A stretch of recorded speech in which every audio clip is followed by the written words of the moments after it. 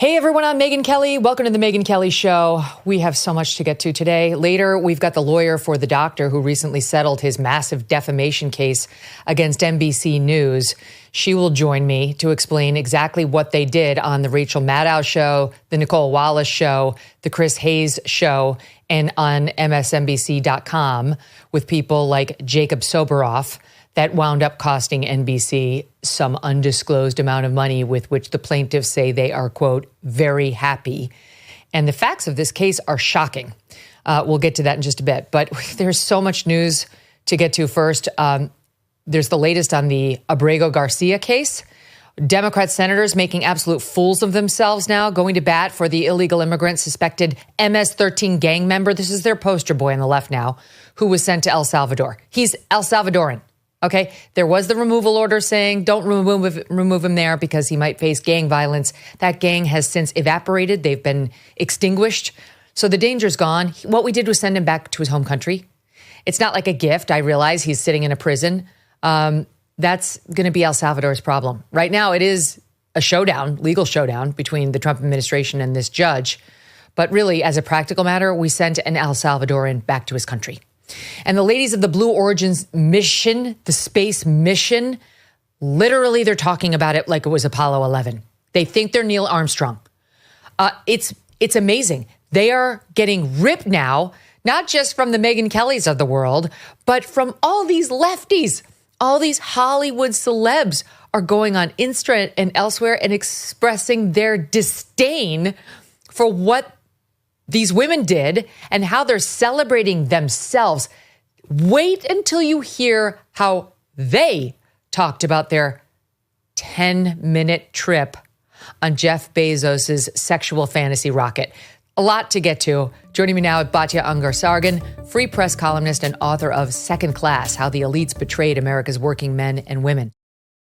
Don't miss a moment. Subscribe to this show on YouTube and follow me on Insta, Facebook, and X. Tax day may have passed, but for millions of Americans, the real trouble is just the beginning. If you missed the April 15th deadline or still owe back taxes, the IRS is ramping up enforcement, and every day you wait might make things worse. With over 5,000 new tax liens filed daily and tools like property seizures, bank levies, and wage garnishments, you don't want to mess around, okay? The good news is there's still time for Tax Network USA to help. Self-employed or a business owner, even if your books are a mess, they've got it covered. Tax Network USA specializes in cleaning up financial chaos and getting you back on track fast. Even after the deadline, it's not too late to regain control. Your consultation is completely free, and acting now could stop penalties, threatening letters, and surprise levies before they escalate. Call 1-800-958-1000 or visit tnusa.com/Megyn. You may have missed April 15th, but you haven't run out of options. Let Tax Network USA help before the IRS makes the next move. Batya, great to see you. Great. Thank you so much for being here. Thank you so much for having me, Megyn. It's always such a gift to be able to join you and your listeners. Oh, I love you. I feel exactly the same way when you're on. All right. We've got to start with Letitia James because I'm sorry, but this is a huge deal. Letitia James, Attorney General of the state of New York, may be on the wrong end of the law herself. This is all over the news right now. The allegations first reported by the outlet White Collar Fraud, Fox News bringing them on the air last night. On Tuesday, she was hit with a federal criminal referral for instances of alleged mortgage fraud. The Federal Housing Finance Agency Director, William Pulte, sent a letter to AG Pam Bondi and her deputy AG, Todd Blanche, accusing Letitia James of mortgage fraud. Quote, in the course of exercising U.S. federal housing authorities under Federal Housing Enterprises Financial Safety and Soundness Act, U.S. federal housing has identified matters that are appropriate for referral to the U.S. DOJ for the consideration of criminal prosecution. The bottom line is they're alleging that she got a second house in Virginia. She lives in New York. She's the New York Attorney General. She has to live in New York.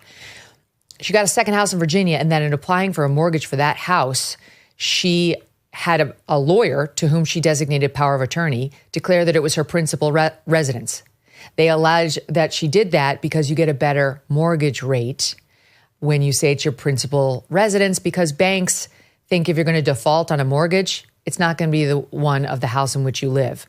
So if you fall on hard times, you're more likely to default on a second mortgage, like a beach home or a secondary thing, than your primary. And that she, knowing that this was not her primary residence, obviously she's in New York and she has to be, lied. And that you can't, having your power of attorney lie is the same as you lying. There's absolutely no distinction legally. So they're saying she did that.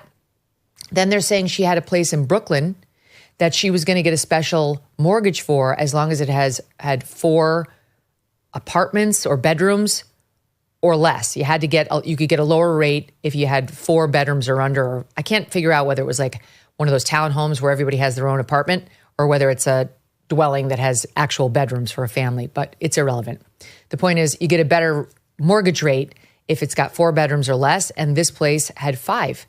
And they're alleging that she wrongfully declared it had 4 over and over, once again, to get a more favorable mortgage rate. And then on top of all that, and this is truly bizarre, they are alleging that a long time ago, when, I don't know how old she was, but it was 1983, they're alleging that she and her father signed mortgage documents that stated they were husband and wife in order to secure a home mortgage. And then again, on May 4th, 2000, Ms. James was listed with her husband as husband and wife. And alleging that while this was a long time ago, it raises serious concerns about the validity of her representations on mortgage applications. This is an earthquake. This woman devoted years of her life in the past 5 years to bringing down Donald Trump. For what? For alleged misrepresentations to banks about the value of his properties. The allegation was so that he could secure more favorable loans than he was entitled to. In a different, dressing, it's the same general fashion as what she's being accused of herself, Batya. Now, she hasn't spoken to it directly, but her spokesperson said she's focused every single day on protecting New Yorkers, especially as this administration weaponizes, that's rich, as this administration weaponizes the federal government against the rule of law and the Constitution. She will not be intimidated by bullies, no matter who they are. But this is unbelievable. And if one word of this is true, she is in a world of trouble right now. Your thoughts? It's so amazing because I always say Donald Trump has a real genius for bringing out the lowest qualities in his opponents. You look at how the Democrats have turned on all of their own values the minute they suspected Trump of supporting them, whether it was standing up for the working class or standing up for free speech or standing up for women, as you point out all the time, Megyn. They simply will not ever cease or hesitate to retreat from their own values if they think Donald Trump may be representing them. But here we have something even more delicious, which is that it was revealed that the person attacking him for all of these trumped up, ridiculous charges, who went after him for the pure sake of going after the political rival of the Democrats because he was more popular than the Democrats, that she was herself allegedly engaged in the very things that she was pretending he was doing, which he was not actually doing. It is just chef's kiss, Megyn, because it is such a parallel for the Democrats who accuse Donald Trump of being a threat to democracy while themselves undermining democracy. They accuse him of weaponizing the law while themselves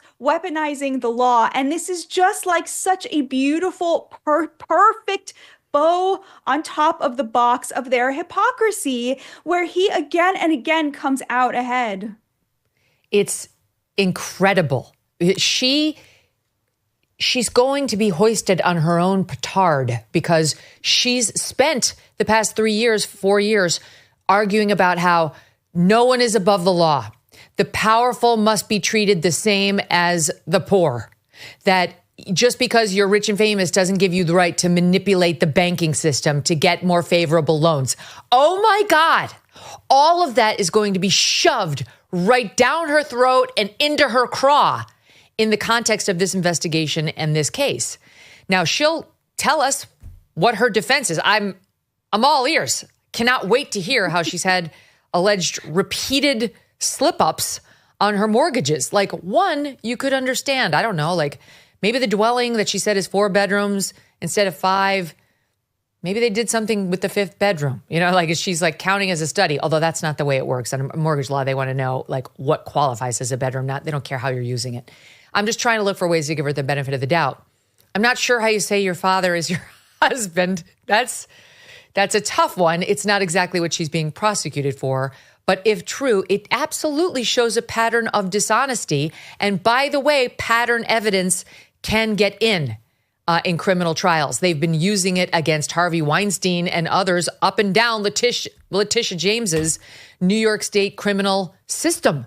So this woman's in a lot of trouble today. I'm telling you, this is serious. Having read the complaint, Jonathan Turley was on Fox last night, and he said exactly this. It took me less than a minute to find cases prosecuted under this statute for false claims of principal residences and the other allegations. So this is not some unusual statute that they bring up from time to time for enemies. This is actually quite frequently enforced. And says this woman previously prosecuted Trump for everything short of ripping a label off a mattress. She emphasized he was ultimately responsible for any filings made in his name or that of his company, irrespective of whether he had seen them or signed them personally. He authorized them, just as she would have here. And he said the greatest danger for Letitia James may be if the Letitia James standard is applied to her, where she emphasized such technicalities matter and that the powerful should not be given a free pass.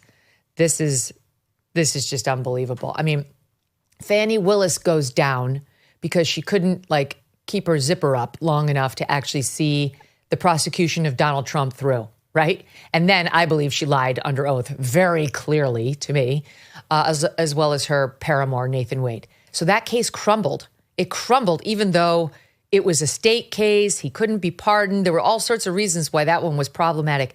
But to your point, his enemies are just the worst people.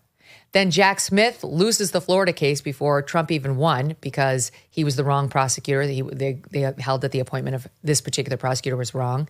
The J6 case was all but gutted by the Supreme Court, saying he's got presidential immunity for most of this.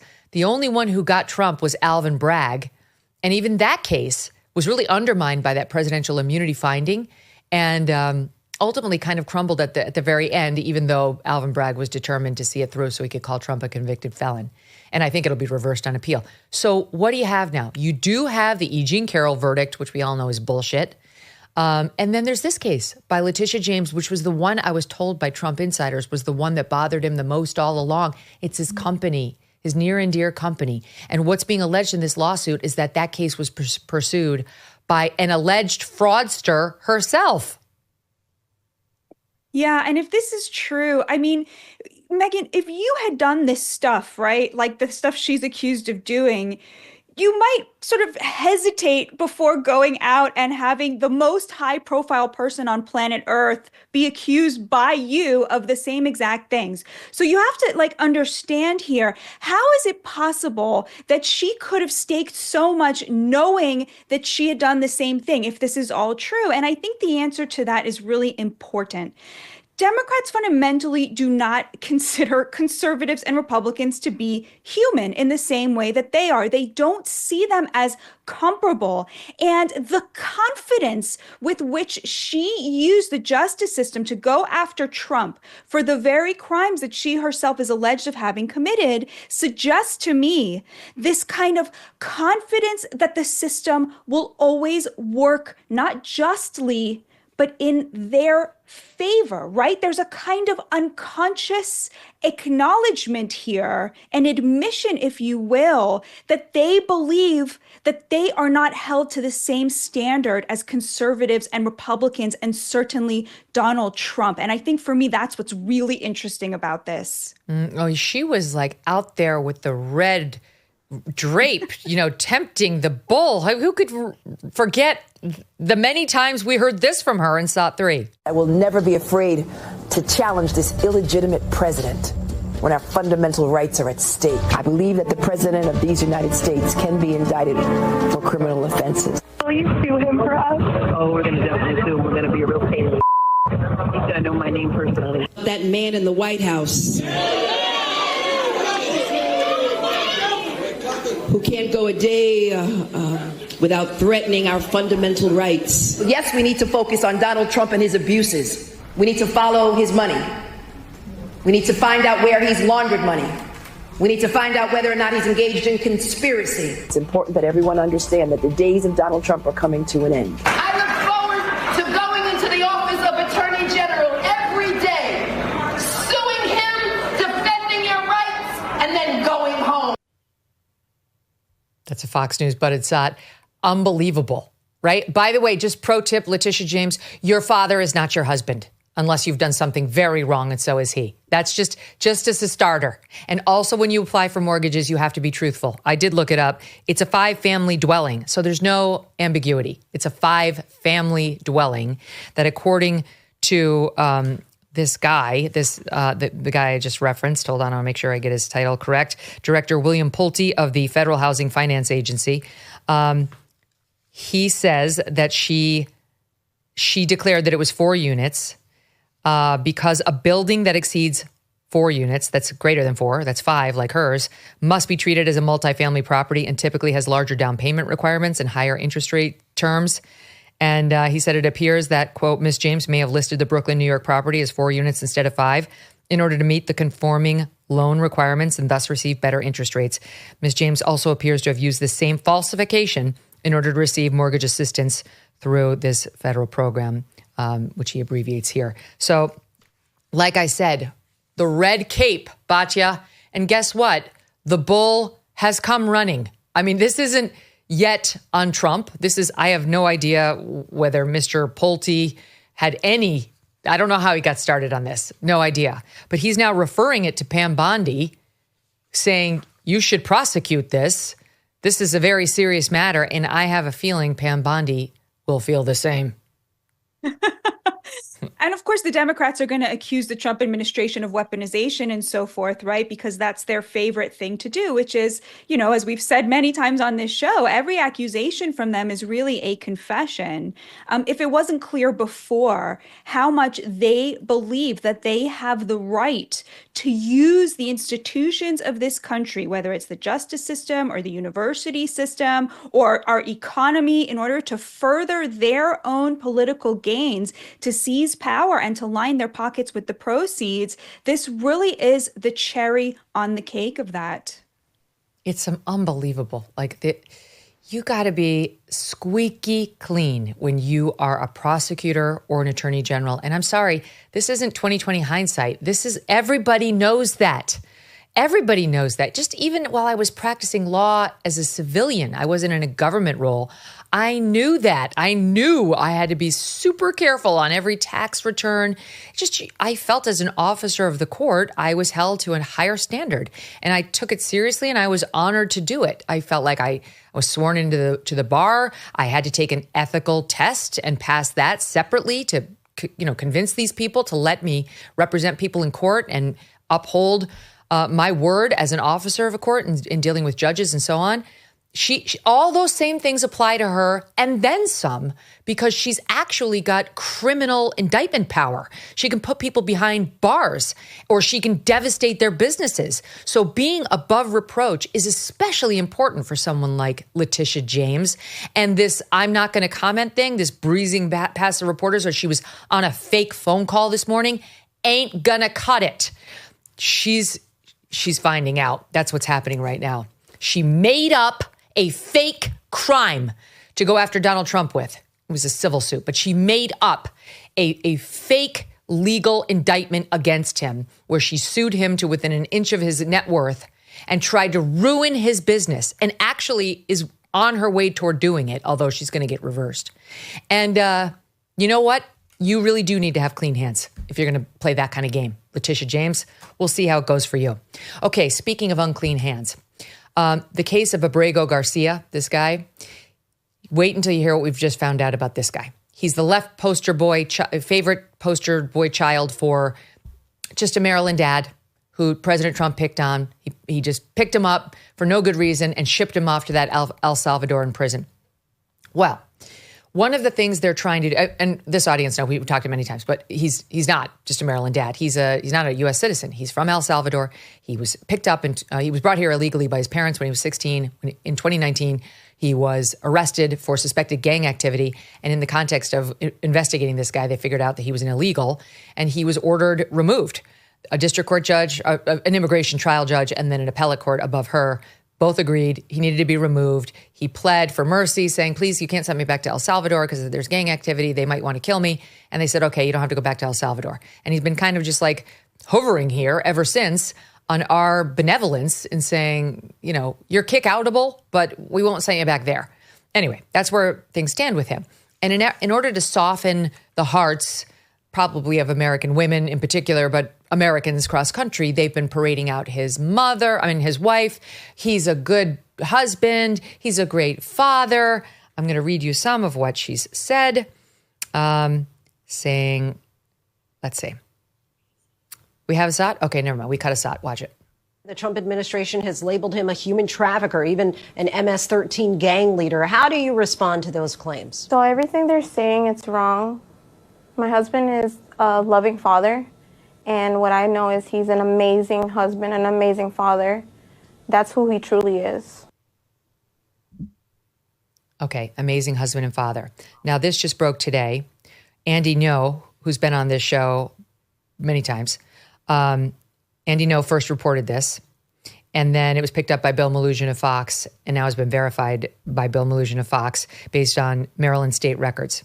This great husband, this wonderful father, not once, but more than once, has been accused of domestic violence by that woman who was giving that interview right there. And the court records have been pulled. There's one from 2020. The case is now closed. There's another one from 2021. The case is now closed.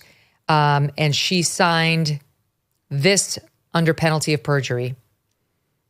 Yeah, in connection with his deportation. From the moment he was detained, my children and I were sad and worried. He's always been a loving, reliable partner and father. We struggled without him emotionally and economically. That loving partner accused, repeatedly of domestic violence against this spouse. And we don't yet have the details, but I guarantee you we're going to get them. And what that does, Batya, is it undermines this woman's credibility entirely. She, at least two that we've found so far, records of alleged domestic violence. How did we find that out? From her, undoubtedly. This is not some sweetheart, like loving kid who the Trump administration is just picking on. This guy was found by two courts to have ties to MS-13, to be in MS-13. And now we see an accused serial domestic abuser. One of the horrific things about Biden's open border policy and in general, the handshake agreement between both parties until Trump showed up that we should have masses of illegal immigrants coming into this country, is that in the name of some sort of compassion for the global indigent, we should bring these people in. What actually happened, which Trump understands intuitively somehow, is that we have incentivized immense amounts of cruelty. And we've done that to our own citizens in the form of plunging wages, because suddenly there's a lot of competition for jobs. And we've done it in the form of cruelty to the people crossing the Darien Gap.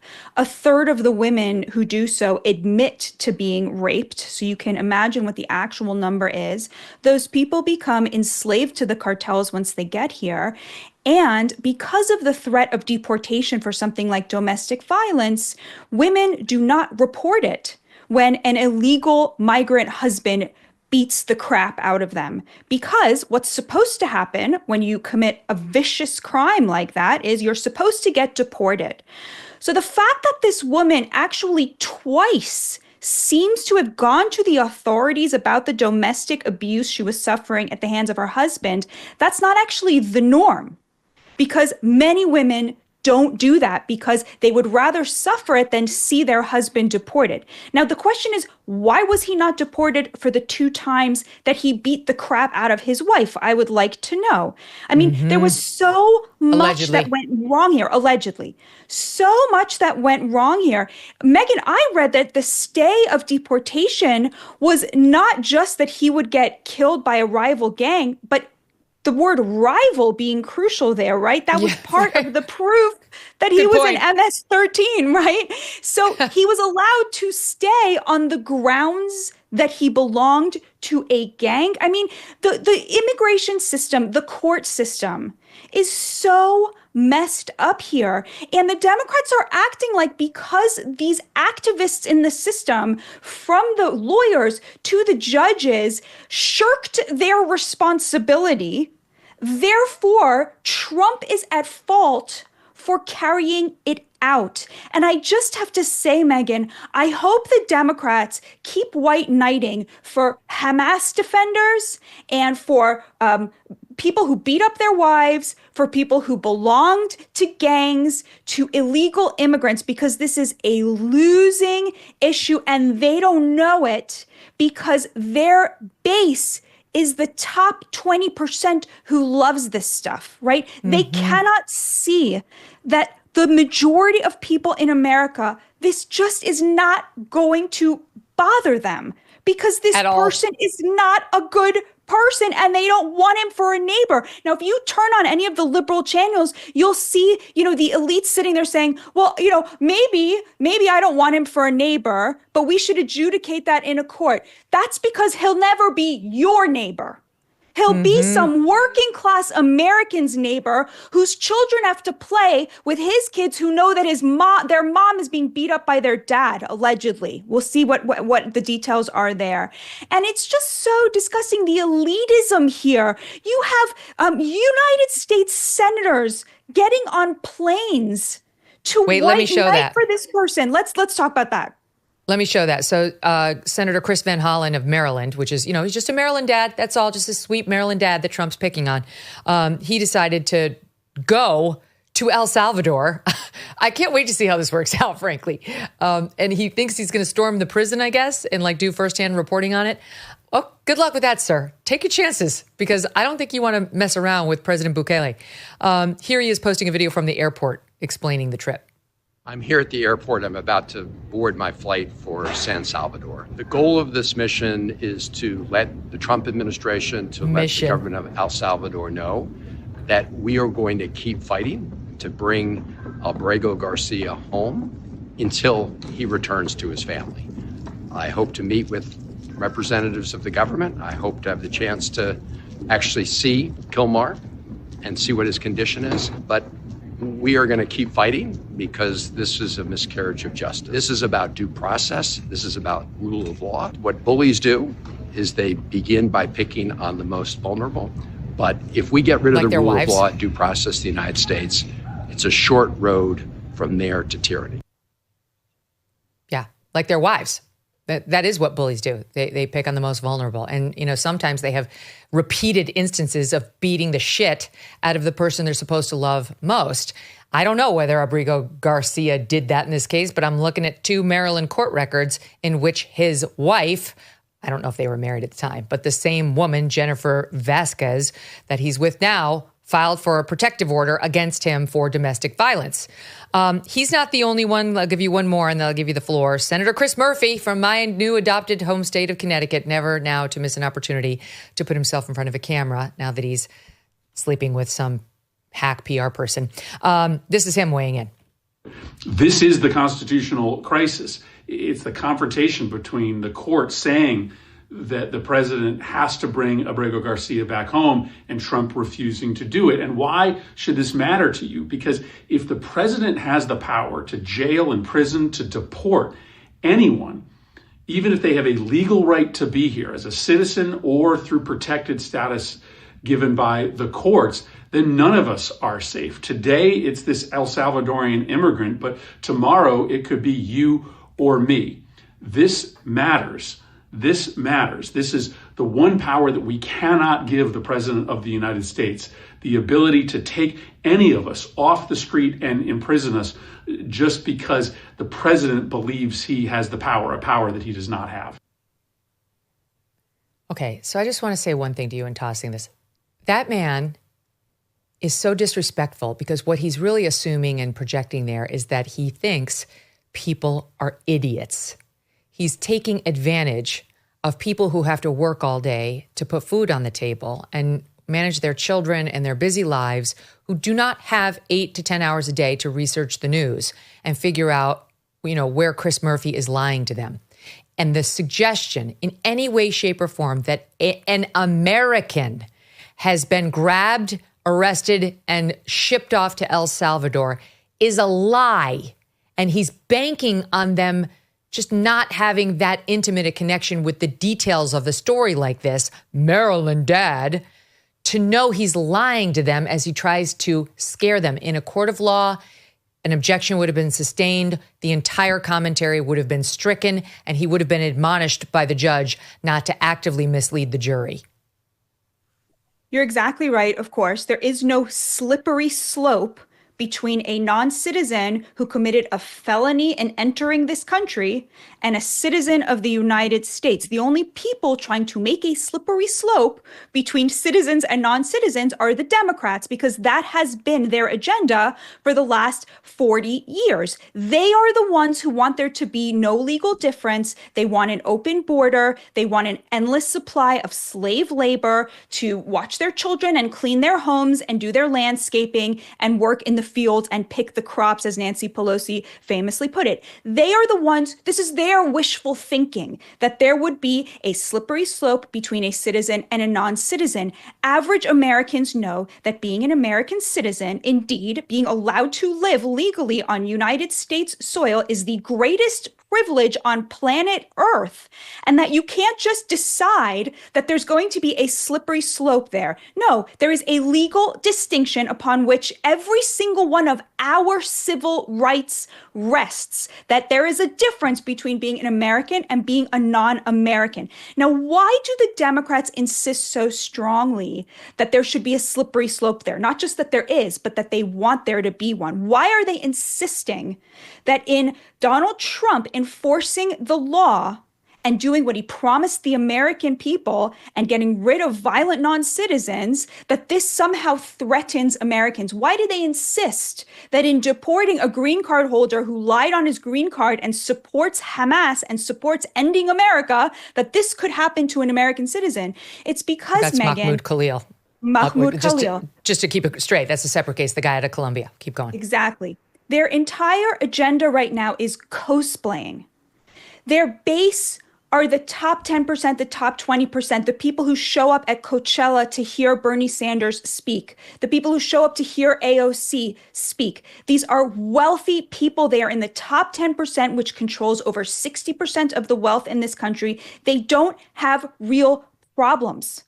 And so what they do is they have to look for other people's problems to pretend that they have. We talked about this during the election. This is why Democratic women, wealthy, middle-aged Democratic women, made, third trimester abortions their number one issue. It's because it allows them to cosplay as the oppressed. They know at some level that they are unbelievably privileged. And they know, because they can see the polls, that Donald Trump has made the case to working class Americans of all races that he has their best interests at heart, that he stands for the dignity of the American working class. That's what the tariffs are about. That's what immigration is about. That's what getting trans women out of women's sports is about. It's about the dignity of the average American. And the Democrats, in realizing that they have lost touch with that great American middle, have to invent ways in which they are the ones who are on the side of the oppressed. Hence the magical slippery slope that if Donald Trump deports an alleged wife beater or somebody who supports Hamas, people who are not American citizens and don't have the rights of American citizens, that he could be coming for you, you wealthy people at Coachella. You are a potential victim. Your rights are being, oppressed. You are the real victim here. That's what they're trying to do here. And of course, it's going to fall flat. It's going to work with the top 10% because that's really what they want to hear, that they are the true oppressed. But this is going to get the Democrats nowhere. There's a meme I keep thinking about, this anime meme of the young man standing like this and there's a butterfly. It's like he's the Democrats and they're looking at these ne'er-do-wells, these illegals who came here illegally, broke the law, and they are standing for them. And I just keep thinking this is them being like, is this how we get back the working class? No, it's not how you get back the working class. No. 73% of men who voted for Trump, men who are people of color. This is from Ryan Gierdersky. He's great on the polls. He found that 73% of non-white men who voted for Trump want to see radically less immigration. And it's because it comes at their expense. Their American dream was put on hold so that the Democrats could walk around white knighting for illegal migrants. And they've had enough of it. And that number, Megyn, is growing and growing and growing. I mean, I care about the working class and I want them to have better job prospects. But I also care about the safety of young women like Laken Riley, like this 37-year-old mom, Rachel Morin, who's killed on a jog, mother of 5 by an illegal who was harboring there, who raped her and beat her to death. And Caroline Leavitt was making this point perfectly the other day at the White House, I think it was yesterday, about how they're very, very concerned about Abrego Garcia getting his proper due process. They don't say one word, not one word about the Laken Rileys or the Rachel Morins of the world. Here she is.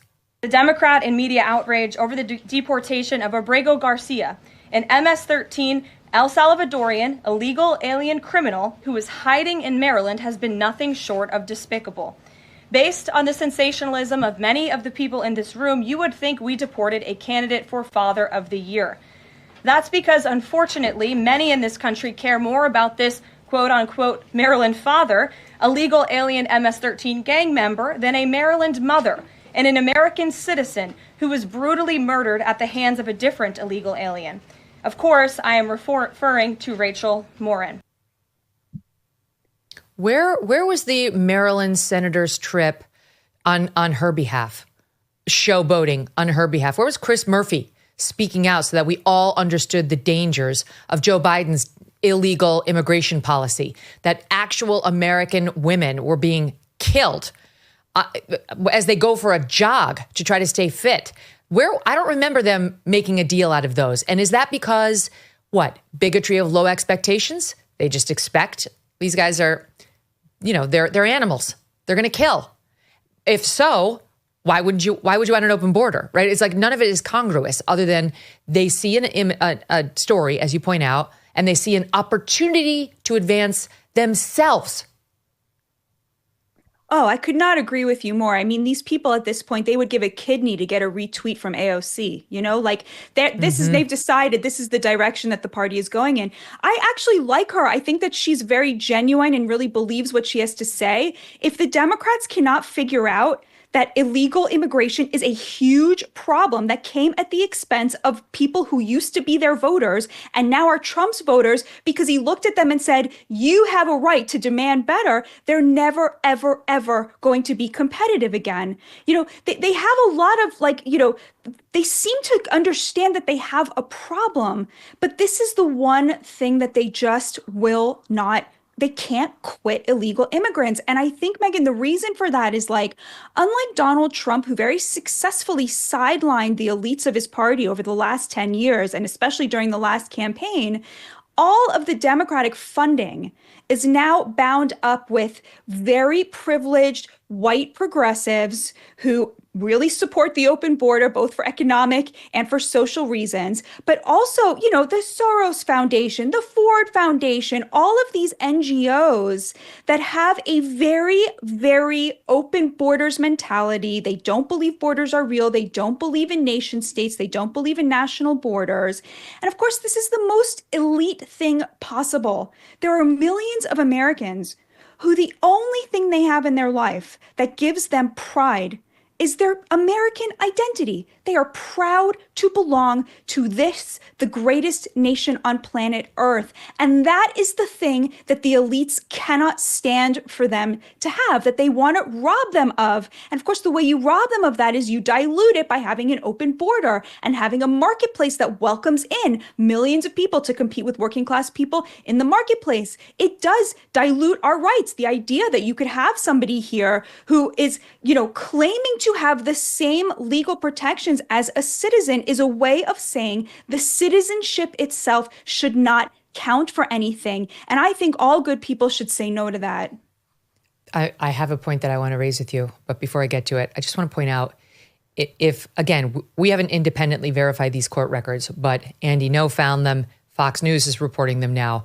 At least two, one from 2020, one from 2021, in which Jennifer Vasquez is accusing a man who has this same name, Kilmar Abrego Garcia, and it shows his birthday is 1995, which is his birth date. I mean, maybe there are two couples that unite Jennifer Vasquez and Kilmar Abrego Garcia with his same birth date. I doubt it. We'll find out. If we're wrong, we'll correct it. So that would have been a 2020 and a 2021 domestic violence incident, bad enough to make her go in and seek a protective order against him, alleging serious domestic violence. When he was found allegedly engaging in some sort of activity that led them to believe he was arrestable and part of MS-13, was 2019. He was in there. He was found to be part of this gang. The appellate court in the immigration system agreed, part of the gang, deportable. And then he pleaded for mercy, saying, well, please just don't deport me to El Salvador. They're going to kill me there. Oh, poor me. And of course, we said, okay, fine, you don't have to go. So this would have been within months. The first incident would have been within months of us going soft on him, of our courts saying, give him a chance. We don't want him to get hurt. We're not going to send him back there. And then if this dovetails the way it looks like it does, according to these documents, he was wailing on his wife in 2020 and then again in 2021. And then he gets arrested and sent out by Trump. And it's back to, oh, poor guy. Oh, it's infuriating. But I wanted to get to your bigger point because it's important about how these judges are trying to take the matter in hand, that the Democrats are trying to stop the Trump agenda of removing the millions that Joe Biden willingly, happily, purposefully allowed in. On Monday, a federal judge halted the Trump administration's plan to revoke the legal status and work permits of more than 500,000 migrants from Cuba, Haiti, Nicaragua, and Venezuela, who we flew here. We flew here under a Biden-era, quote, parole program. He flew them in, saying, I'll give you legal protection and I will let you work in the United States for 2 years. And no sooner had he begun that program than they ran into problems. Some data from the program showing evidence of fraud. One review found that at least 3,200 people applied to sponsor immigrants, and it's really supposed to be like a direct relationship, but they sponsored over 101,000 immigrants. So it's clearly these government NGOs, or dare I say, the Catholic Church, saying, I'll be responsible for him. I'll be responsible for him. But 3,000 people cannot monitor 101,000, as alleged here. The Trump administration, looking at this program, also alleges that it was very poor vetting. We have no idea who he allowed in. Almost 3 million of these applications were filed, as of last August, including 80,000 from aliens living in countries other than those that I listed. So they're not even supposed to be considered. This is all according to a House Judiciary Committee report. And concerns of fraud were so bad that they even led Biden's Department of Homeland Security to suspend temporarily this program for several weeks last year. Now a judge has said, you can't do it. They have to stay. You might be able to suspend their legal status here, Mr. Trump, if you give them an individual case-by-case review, which no one got on the way in. But now they just want to tie him up for the next 4 years with all of this procedural bullshit. They got flown in summarily and they can be flown out summarily. There's a new sheriff in town. But no, says this judge. I think they're wrong on the legal merits. John, you was saying yesterday, you made a really good point, which is that this parole program is always at the request of the president and can be revoked at any moment. You're totally right. They just want to keep them in court, keep them from enacting the agenda that the president was put in office to enact by the voters of this country. You know, Megyn, I keep thinking if this was 2016, back then, the Democrats' sort of mass media approach to opposing the Trump administration worked a lot better. Remember the whole family separation thing? You know, that was in the New York Times, and then it was on CNN and MSNBC, and suddenly, the Trump administration had to back off because there was this huge outcry.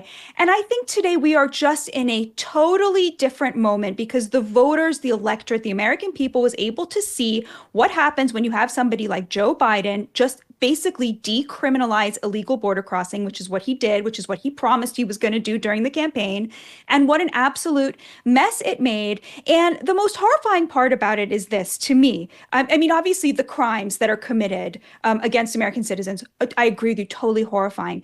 But let's remember why Biden did this. It's because American corporations were desperate for workers in the post-pandemic labor crunch, and they didn't want to pay American workers what they were asking for. And so Biden partnered with the cartels to open the border and provide American corporations with slave labor to the tune of millions and millions and millions of illegal immigrants. And when that chaos threatened his reelection campaign, they said, you know what? We don't actually need the cartels anymore. We're just going to legally start importing these people to these corporations so they can pay them slave wages and not have to pay Americans more money. I think Biden felt, well, this will bring down inflation. Now, the problem with this is that, we actually should want working class Americans to make a living wage. I mean, that used to be the Democrats' view. We have to control immigration because a tight labor market uses the free market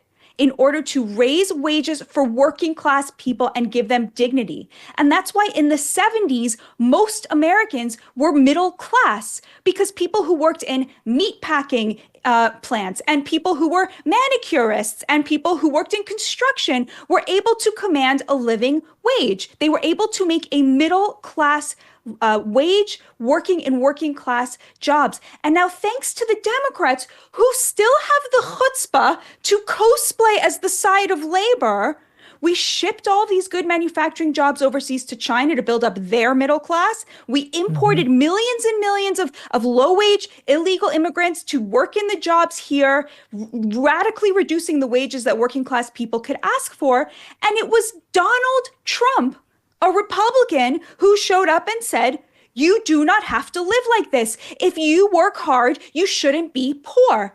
So what about the inflation argument, right? People will say, oh, well, if we pay working class people a living wage, then all of these goods are going to become unaffordable. Well, notice that what Donald Trump has done is he took a bunch of very pro-worker policies like tariffs and controlling the border to raise the wages of working class people, and he has paired them with a host of very pro-business things that are coming down the pike. We have radical deregulation. We're going to have cheap energy because of drill, baby, drill. We have tax cuts coming, and he has promised anybody who reshores manufacturing that he will drop their corporate taxes to 15%. That combination of being pro-business on the one side and pro-worker on the other side, this is genius. And this is why the Democrats can't stand him, because they didn't think of this first. Yeah, exactly, like his no tax on tips policy. They came to it too late and then tried to steal it as their own, but they haven't been smart enough to do that in the overall sense. March 2025 numbers at the border. lowest crossings in U.S. history, thanks to Donald Trump. We have had a 95% decrease from March of 2024. And when it comes to those we have apprehended and, those that we've apprehended. And by the way, in March of 2024, that was right around when Joe Biden actually did try to start making an effort at the southern border because he realized his reelection chances were going to depend on it. In March of 2024, the numbers crossing the border were about 4,500 a day under Joe Biden. Now it's less than 330 a day. For the entire month, it was about 40,000. For the month under Trump is about 8,300. It's unbelievable. It was stoppable all along, just by him. He just didn't have the will. Stand by. More with Batya after this quick break. There's a lot of talk about government debt, but after 4 years of inflation, another real crisis is personal debt. Some people are working harder than ever and still drowning in credit card debt and overdue bills. But there's Done with Debt. Done with Debt has unique escape strategies to help end your debt fast, so you keep more of your hard-earned money. Done with Debt does not try to sell you a loan or bankruptcy. Their tough negotiators go one-on-one with your credit card and loan companies with one goal: to drastically reduce your bills, eliminate interest, and erase penalties. Most clients wind up with more money in their pocket month one, and they don't stop until they break you free from debt permanently. Take a few minutes and visit donewithdebt.com. Speak with one of their strategists. It's free. But listen up, some of their solutions are time sensitive, so you need to move quickly. Go to donewithdebt.com. That's donewithdebt.com. This just in, breaking news. Judge Boasberg, who thinks that he's the president of the United States, he's the chief district court judge for the District of Washington, D.C., has just found that there's probable cause. He says, let me get the language exact. He said he would launch proceedings to determine whether to hold the Trump administration, its officials, in criminal contempt for defying his order not to remove Venezuelan migrants from America based on the Wartime Alien Enemies Act. This is all based, he's drunk on his own power. This is all based on the fact that Trump decided to use the Alien Enemies Act, which, by the way, the Supreme Court has already implicitly said, okay, that's good. He can. I mean, we're not going to chastise him on that. And now there'll be further proceedings. But he decided to use it, and the ACLU ran into court before Judge Boasberg because they knew they could get a sympathetic judge. They did not go into Texas, where the detainees were that they were allegedly representing and trying to fight for. That's where they should have gone. That's what the U.S. Supreme Court ultimately held. They went into D.C. because they knew they could get a judge. They're all like Boasberg. He's a dime a dozen, these leftist activist judges.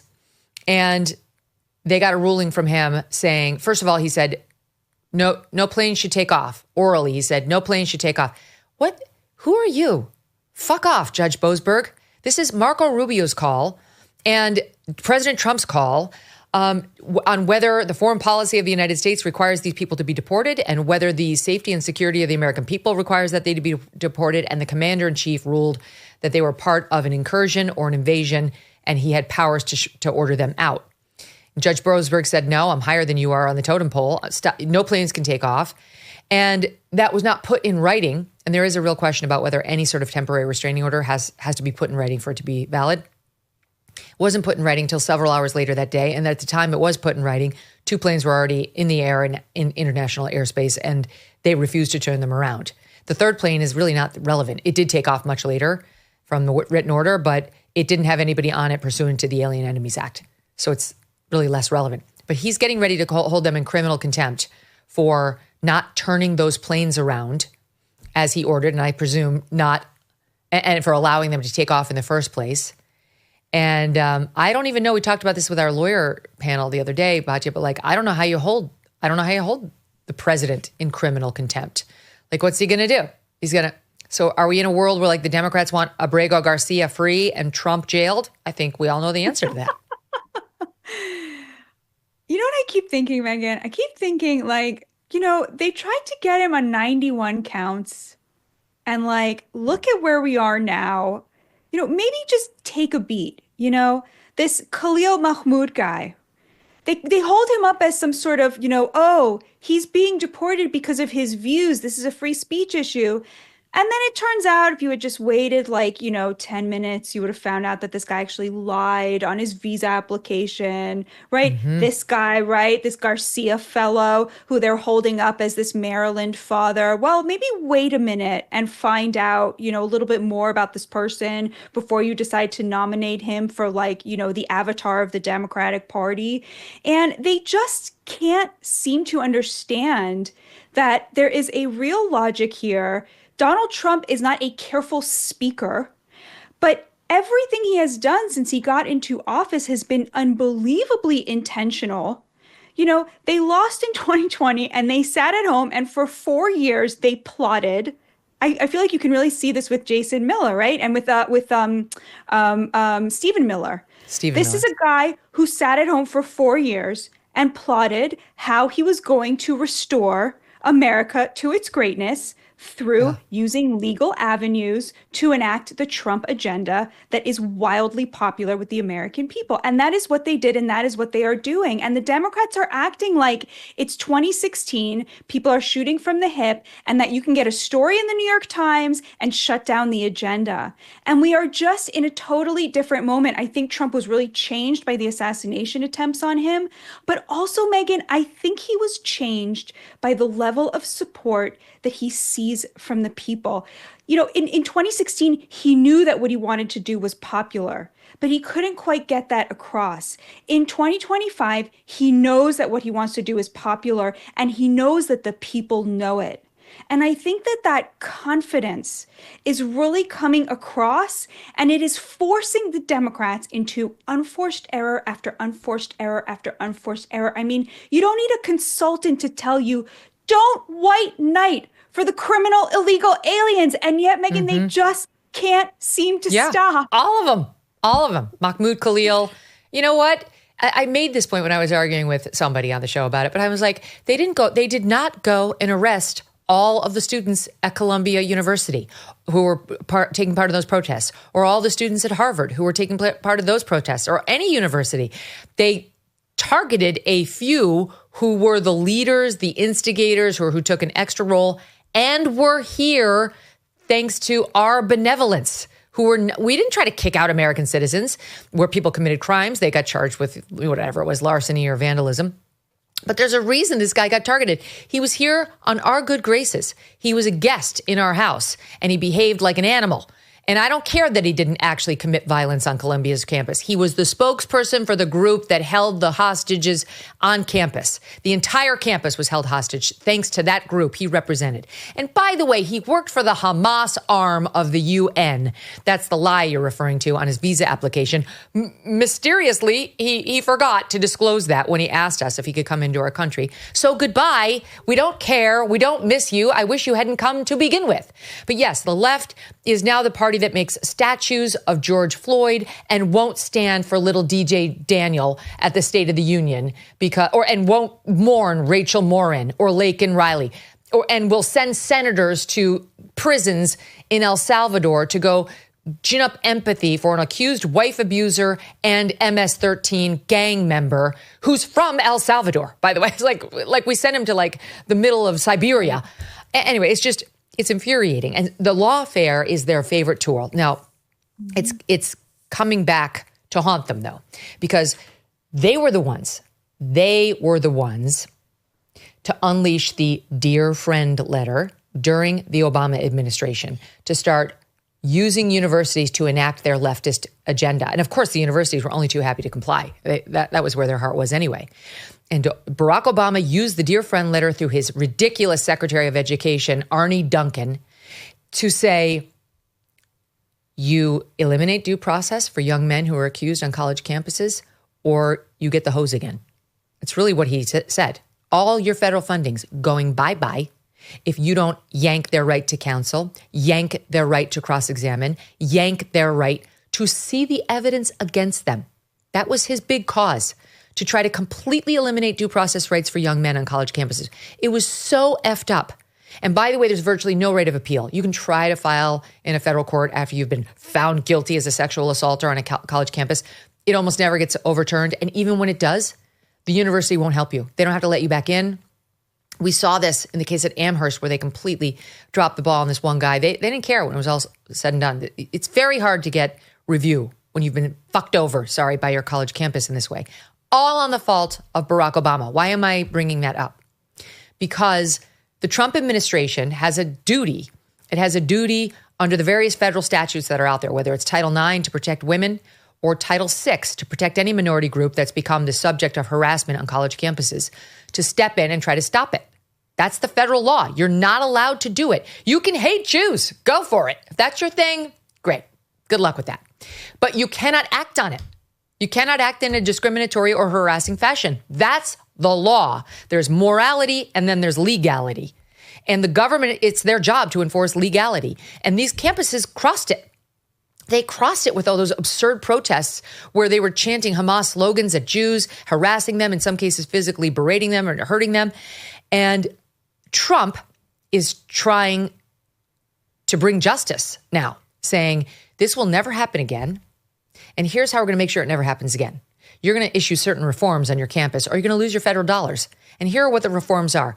This is exactly what Obama did, his threats on Title IX. And by the way, what he did to many police stations across the country. You will hire more black and brown people, or we will take over. In fact, they did take over many police stations and say, we're running your police station now. We think you're too racist, based on, sometimes very scurrilous allegations. In any event, so now Trump says to Harvard, you will do all these things. And the list of things is actually quite good, I have to say. It's like, I'll read you a couple. We want to see merit-based hiring reform. The university must adopt and implement merit-based hiring policies, cease all preferences based on race, color, religion, sex, or national origin. They should be able to say they'll do that because it's unlawful not to, but they won't.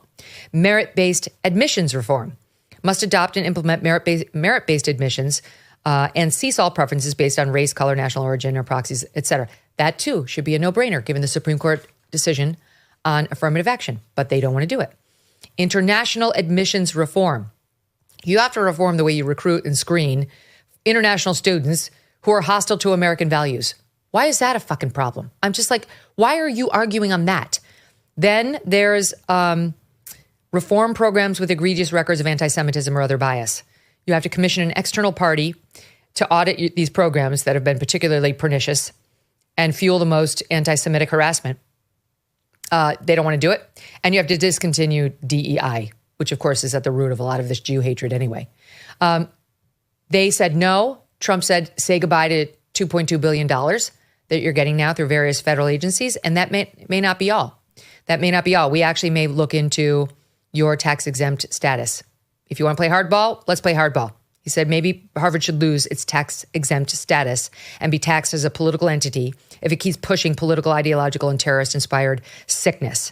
Remember, tax exempt status is totally contingent on acting in the public interest. If that happens, then Harvard's endowment income tax rate could soar from 1.4% to the standard 21% corporate tax rate, potentially translating to a $525 million annual reduction in their coffers. Who decides to weigh in on how inappropriate this is to use the federal government to threaten the universities? But Barack Obama, Batya. Yeah, it's truly amazing because he doesn't weigh in often. And then when he does weigh in, it's always on the side of the elites of the elites of the elites in the most unpopular way to me, Trump has already won. Because he got Harvard to say, no way, Jose, we will not stop importing people who hate America and hate Jews. It's like he already won, right? Like whatever happens, he has exposed them for what they are, which is an institution not of higher learning, but which confers status on people. And the higher status you are is based on how much you hate America and recently how much you hate the Jews, right? Like this is very clear at this point that these institutions are no longer places that give their students some sort of education. What they do give them is an ideology. And of course, it was Barack Obama who defunded vocational training in high schools, right? The idea was everyone's going to go to college. And why would he do that? Why would he block millions and millions and millions of young men of finding their way into the middle class by working with their hands for a living? Well, of course, because the number one predictor for whether you'll be a Democrat is whether you have a college degree, So they were funneling people into college. And so your ability to achieve the American dream, thanks to Barack Obama, became contingent on how much anti-American, anti-Semitic, post-structuralist, post-modernist crap you had been exposed to. And of course, you could see how this directly leads to these activist judges. They've been exposed to it for 12 years, right? So they've been exposed to it for many, many, many more years than even just your average undergrad. And so it all comes full circle, right? This is, of course, totally, totally ridiculous. Nobody is owed a Harvard degree. Harvard is not owed taxpayer dollars. Certainly, if it cannot prove that it has the best interests of the United States of America at heart, it's not owed the tax dollars of hardworking Americans, but also the whole system that was built by Obama, the system in which you only get access to the American dream if you walk the gauntlet of these anti-American institutions, which are nothing more than status conferring operations in which elites confer status and a lot of wealth on each other. That whole system is crumbling down. I don't want Harvard to reform. I want us to reform. I want us to stop seeing a Harvard degree as something to be proud of. I want us to stop worshiping at the altar of these institutions that hate us and hate working class people, and for the cost of $400,000 a year, teach young Americans who are going to be wealthy to hate the people who they're going to employ. Let's all just stop. We can stop. Like, however this drama plays out, I think Harvard's going to cave very, very quickly. I think the Trump administration's letter was an opening salvo. I don't think they're going to insist on every aspect of this list. They want certain things very clearly more than others. They also said investigate all teachers for plagiarism. I like that one. That's probably not going to go anywhere. I was also reading that and I was like, they'll never do that. That's for sure. But we really have the power as Americans to say, just no. Like, as Trump always says, you don't have to live like this. We don't have to live like that. We don't have to give people respect just because they have a Harvard degree or a Princeton degree or a Columbia degree. We can say, actually, this proves to me you spent 4 years being exposed to the most despicable ideology. It's already happening because corporate America already knows that a Harvard degree isn't what it used to be, and it means something else. And I'm sorry, but this is what the left has done. If you happen to be a minority and you're at one of these top elite universities and you graduate from it, it's 10 times so for you. They're going to look at you and think that Harvard accepted you because of your skin color. And whose fault is that? Harvard's. It's Harvard's fault. And it's unfortunate that you went there in a time of exploding DEI where they've changed the merit-based system, but them's the breaks. So great, you have yourself a Harvard degree, and now you have yourself a healthy amount of skepticism from all employers because they're wondering whether you really deserve to get in or whether you got in because you checked a box. This is the system the left has created. So Barack Obama, just for the record, what he said was, Harvard has set an example for other higher ed institutions by rejecting this deal, rejecting an unlawful and ham-handed attempt to stifle academic freedom. Sure, that's really his history supports his commitment to pure academic freedom without any governmental ham-handed attempt to interfere. The nerve. By the way, the best tweet, and really, this guy might be my favorite follow on Twitter. And that's saying a lot because I have a lot of people I love. He's been on the show, Stephen L. Miller. This is not the Stephen Miller of Trump team. This is a commentator who goes by Red Steez. He says, Obama, you know who needs us to defend them right now? Harvard. Bernie, you know who I need to go speak to about income inequality? Coachella. So right. Okay, I have to keep going because there's so much news, Batya. If I don't get to spend enough time on Blue Origin, I'm going to be very sad and disappointed in myself. I have to mention quickly that on the legal front, Pam Bondi just fired off the lawsuit against Maine. It's happening. So the Maine governor, she had her little tete-a-tete with Trump, like, I'm not doing it. And he's like, you will do it. And it was see in court. Well, they're going to court. She caved almost instantly on the universities because she couldn't lose the money and she knew it, but she did not cave on K through 12. And so now Pam Bondi just filed a lawsuit saying, you will cave. You will cave because there's a whole thing we call a law It's in short referred to as Title IX, and you're violating it by letting boys play in girls' sports. And by the way, this is not in our country, but just not for nothing, the UK's Supreme Court, their highest court in the country, just ruled today unanimously that the definition of a woman in equality legislation refers to a biological woman and to biological sex, and so-called trans women that's not a thing. That's men posing as women, are not women.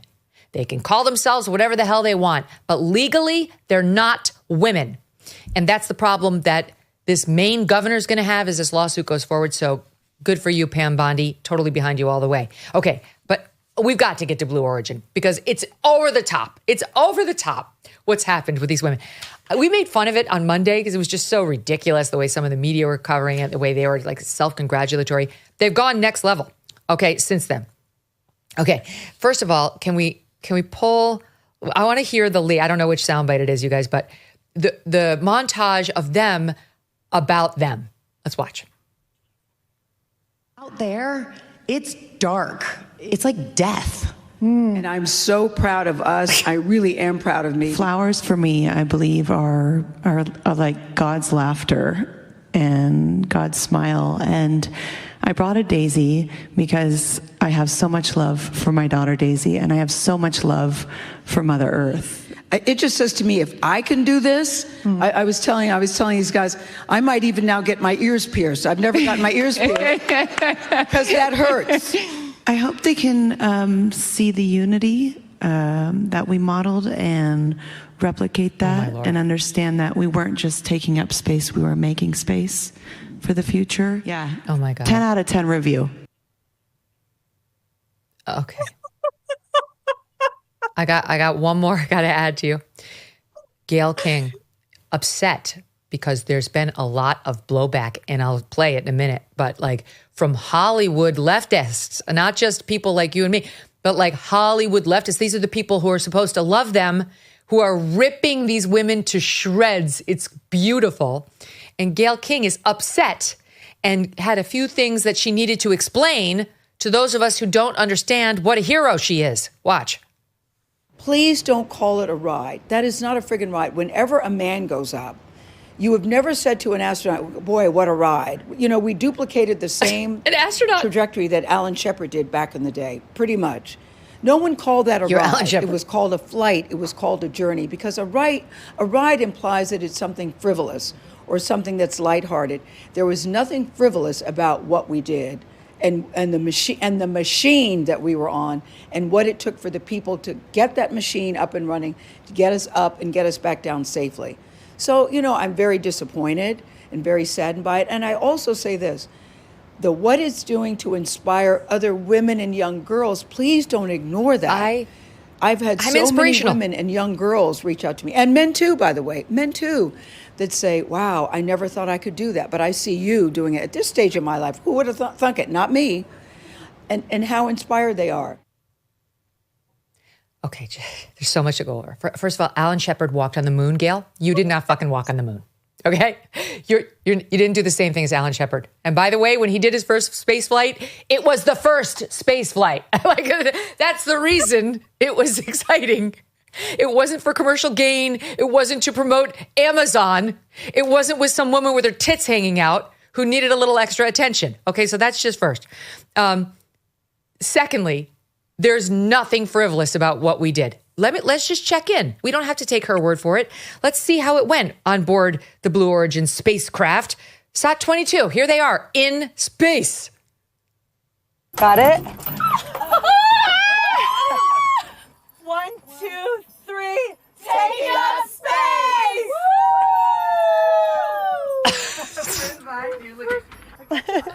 Flynn, I got you. With her daisy? I got you, Flynn. Gotcha. Stuffed animals. The moon! You guys, I will have to tell you, look at the moon. That's amazing. Wow, look at the blue line. Oh my God. Oh my God. Whoa. That's amazing. I can't. I can't get over. There's so much to talk about. Look at the moon. It's dark. Space! There was nothing frivolous. I am like Alan Shepard, and I am inspirational. I'm proud of me. Good for me. That's the messaging coming back. Right. It's so amazing. Like, they went to see space. We're supposed to see them, right? Like, they admired the universe, and what they were expecting was for us to admire the fact that they were rich enough and famous enough to have been granted this utterly, utterly vacuous experience from which they learned absolutely nothing. Shoot it into my veins. I mean, this is the Democratic Party, right? It's all acting. It's all celebrity. It's all ostentatious wealth. I mean, this was exactly what Kamala Harris's entire campaign was like. Look at us. We're very wealthy. Don't we look great? Admire us. You know, it's so funny. She said she's heard from women and girls who have said to her, I didn't realize this is something I could do. You know how I know that didn't happen, Megyn? Because it's not something they could do, because they're not friends with Jeff Bezos, right? Like, the whole thing is a farce. Their message for women was take up space, like us. Like, the reception they got was like the right corrective. You guys are taking up too much space already. Like, what are you offering? Where is the service? Where is the sense that we owe something to the society that has made us so unbelievably wealthy? What are you giving back? What they are giving back is their celebrity, the right for us to admire them. Like, it is so despicable. It's not just women, although of course, like, women do this so much worse because we always expect to be admired, you know? But, you know, when the men did this, right? I forget who the billionaire, was it Bezos? Was it Musk? I don't remember who it was that went to space. I think it was Bezos and William Shatner.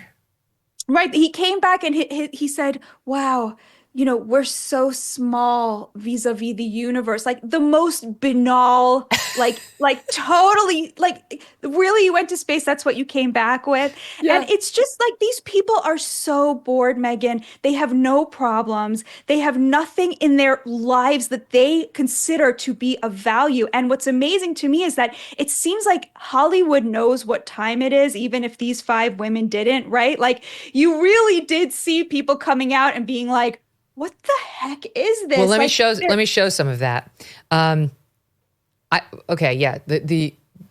still stuck on the fact that Gayle King actually used the word astronauts in reference to, like, we're just like an actual astronaut. You are there on a vanity project of Jeff Bezos and his fiance.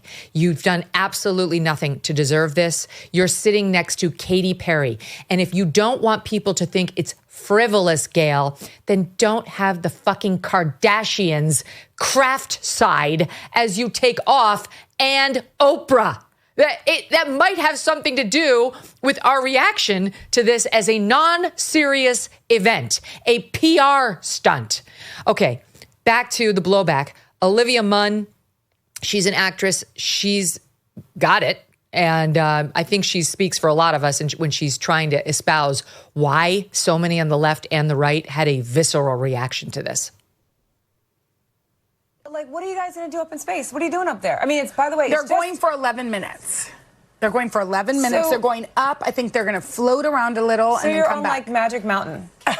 Like, you're just going up and Space Mountain. More appropriately, Space Mountain. Space Mountain. Think about, I know this is probably obnoxious, but like,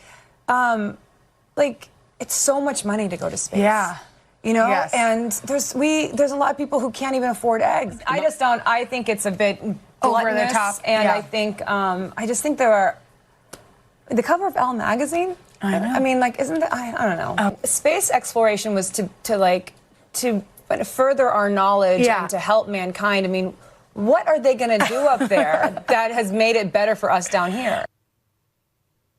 Absolutely nothing. I'll give you one more. Model Emily Ratajkowski, who did a little Instagram post after the fact. That space mission this morning, that's end time shit. Like, this is beyond parody. Saying that you care about Mother Earth and it's about Mother Earth and you're going up in a spaceship that is built and paid for by a company that's single-handedly destroying the planet. Look at the state of the world and think about how many resources went into putting these women into space. For what? for what was the marketing there, and then to try to make it like I'm disgusted. Literally, I'm disgusted. She's raised a good point. Where's Greta Thunberg? Where's her protest on how many carbon emissions we had to suffer just so that Gail could be proud of herself? Olivia Wilde reposted an image of Katy Perry kissing the ground. Honestly, truly, she was acting like she got back from Apollo 13, kissing the ground, and she captioned it, $1 billion bought some good memes, I guess. Here was Amy Schumer doing her own version of making fun of these women. Watch. Guys, last second, they added me to space, and I'm going to space. I'm bringing this thing. It has no meaning to me, but it was in my bag, and I was like on the subway, and I got the text, and they were like, do you want to go to space? So I'm going to space, and thank you to everyone who got me here, and I'll see you guys in space. Nailed it.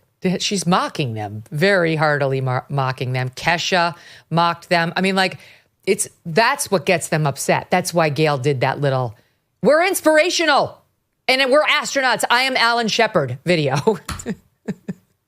First of all, that's the funniest I've seen Amy Schumer in maybe 10 years, 15 years. It was really, really funny. I think that this is kind of a turning point, Megyn. Like, I feel like the vibe is shifting. Like a year ago, you would not have seen the left like openly admitting like this is not cool anymore. It's almost like these women in their space mission admitted a little bit too much. You know, they went from being like the apotheosis of what the leftist elites and Hollywood and entertainment represents to just like exposing it a little bit too much. Like if the message had been like slightly better, nobody would have come out against it. But now it's very interesting to see the cracks in the very elites that these women come from. They realize that they've lost the plot. They realize that they've lost the country. Nobody's going to see their movies. Nobody's watching their TV shows. There's no purchase for that ostentatious, liberal, vacuous, empty culture anymore. And I think we're going to look back on this moment as maybe the moment that we started to realize that we were in full-on woke-lash and people wanted to return to substance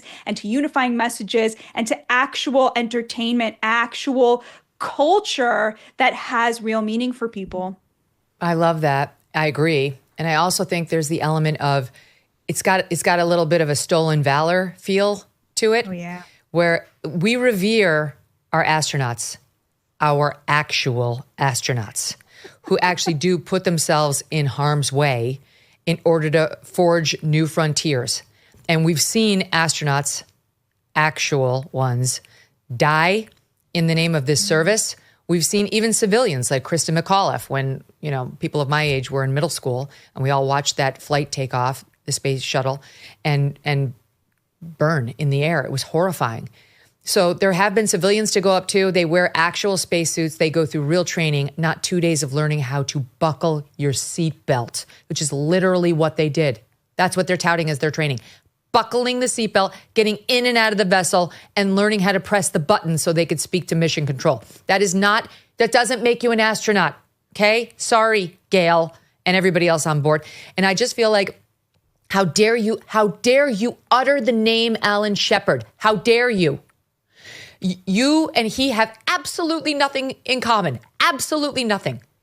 And so she and they actually seem to have expected a Neil Armstrong type welcome home. And I'm really uplifted by the fact that left and right, because I think you and I have probably zero in common with Amy Schumer and certainly Olivia Wilde, other than our ability to see through this PR stunt farce.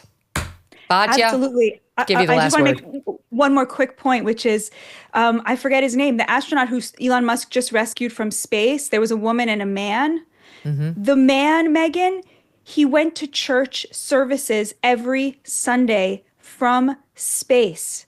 I can't remember the last time I heard something so inspiring. This man was in space and he did not miss a single Sunday service. And I mean, if he could do it, we can do it. But he brought his spirituality and his faith up into space with him.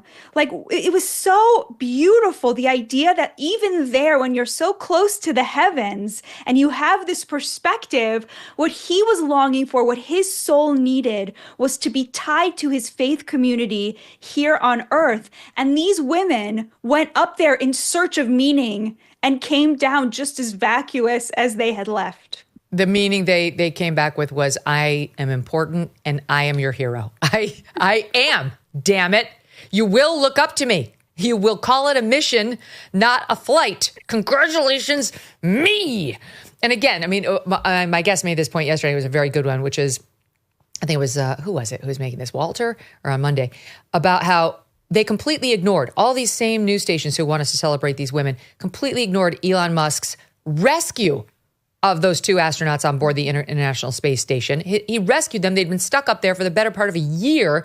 They didn't find that interesting at all. But this vapidity celebrated like the second coming. So I love the backlash. I am here for it, and I feel it too.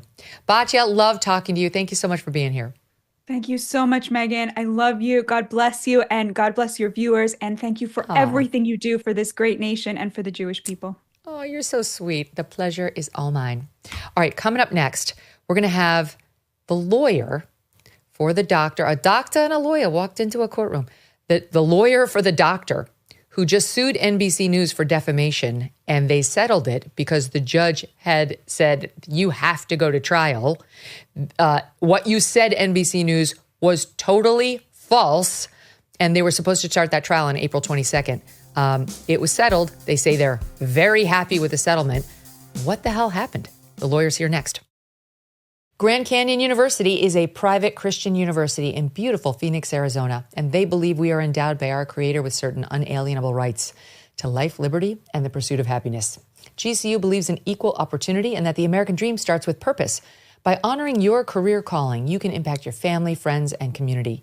Change the world for good by putting others before yourself. Whether your pursuit involves a bachelor's, master's, or doctoral degree, GCU's online, on-campus, and hybrid learning environments are designed to help you achieve your unique academic, personal, and professional goals. With over 340 academic programs as of September 2024, GCU meets you where you are and provides a path to help you fulfill your dreams.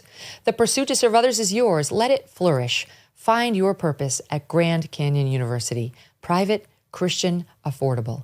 Visit gcu.edu. You know how much my family and I love our dogs, right? Even sweet Strudwick. Cannot imagine life without them. They have a great life, but some dogs are not so lucky. And that is why I'm so glad to tell you about Delta Rescue, the largest no-kill, care-for-life animal sanctuary in the world.